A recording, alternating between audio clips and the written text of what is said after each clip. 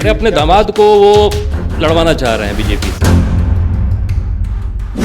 नमस्कार, आप देख रहे हैं पंचतत्व और मैं हूं आपके साथ पूजा। जनता दल यूनाइटेड सत्ता में होने के बावजूद अपने बड़े नेताओं को बाहर जाने से रोक नहीं पा रहा है। दूसरे शब्दों में यूं कहें तो जदयू के कुछ नेताओं को पार्टी नेतृत्व बाहर जाने पर मजबूर कर दे रहा है। शुरुआत उपेंद्र कुशवाहा से हुई। उपेंद्र कुशवाहा ने कुछ सवाल उठाए तो जदयू नेतृत्व ने कह दिया भाजपा में चले जाइए।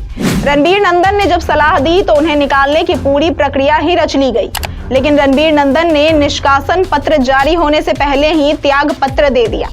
अब अशोक चौधरी पर भी ऐसे आरोप लग रहे हैं जिसमें उनके लिए पार्टी में बने रहना मुश्किल है, क्योंकि आरोप अगर सच है तो अशोक चौधरी जदयू के साथ धोखा कर रहे हैं और आरोप अगर झूठे हैं तो अशोक चौधरी के साथ साजिश हो रही है। बहरहाल दोनों ही परिस्थितियों में अशोक चौधरी का पार्टी में रहना मुश्किल होते जा रहा है।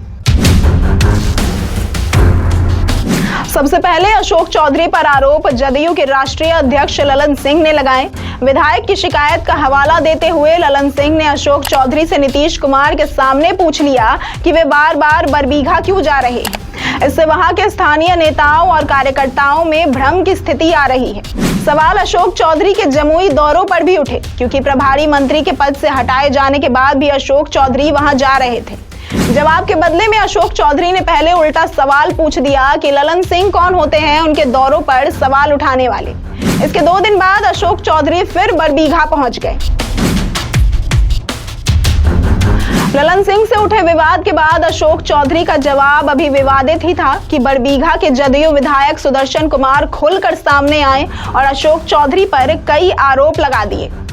आरोप भी कोई ऐसे वैसे नहीं, बल्कि राजनीतिक, आपराधिक और व्यक्तिगत सब कुछ इन आरोपों की सूची में शामिल है। व्यक्तिगत आरोपों में जदयू विधायक सुदर्शन कुमार ने कहा कि अशोक चौधरी ने मेरे दादा राजो बाबू को मरवाया, मेरे पिता को मरवाया और अब मुझे भी मारना चाहते हैं। राजनीतिक आरोपों में उन्होंने कहा कि अशोक चौधरी बीजेपी के संपर्क में हैं। वे अपने दामाद को नवादा से चुनाव लड़ाना चाहते हैं, इसलिए बरबीघा में सारा कुचक्र रच रहे हैं। उनको हम पसंद नहीं आते हैं, अच्छे नहीं लगते हैं। जब तक उनका केस में नाम था साजिशकर्ता में, तब तक उनको हम बहुत भाते थे, बहुत अच्छे लगते थे। जब केस से जब उनका नाम हट गया, अब तो उनको हमारी ज़रूरत क्या है, तो उल्टा सीधा बोलेंगे ही ना। वो पुराने रूप में आ गए, पुराने रवैया में आ गए। वो अरे अपने दामाद को वो लड़वाना चाह रहे हैं बीजेपी से। अब ये चीज़ तो मंच से कहेंगे नहीं वो। दरअसल विधायक सुदर्शन कुमार ने अशोक चौधरी पर आरोप तो लगाए हैं, लेकिन दोनों की नजदीकियां काफी पुरानी रही है।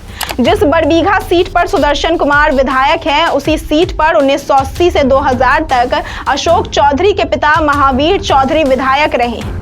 2000 और 2005 का चुनाव जीतकर अशोक चौधरी भी बरबीघा से ही विधायक रहे, लेकिन 2015 में महागठबंधन के दौरान इस सीट पर अशोक चौधरी ने कांग्रेस का प्रदेश अध्यक्ष रहते हुए सुदर्शन कुमार को कांग्रेस के टिकट पर चुनाव लड़वाया।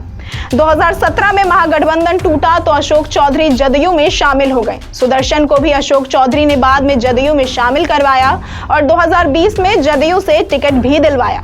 लेकिन अब अशोक चौधरी के लगातार दौरों को सुदर्शन कुमार अपनी सीट पर खतरा मान रहे हैं और इसी कारण से विरोध कर रहे हैं। ऐसी ही तमाम खबरों और जानकारियों के लिए देखते रहें पंचतत्व।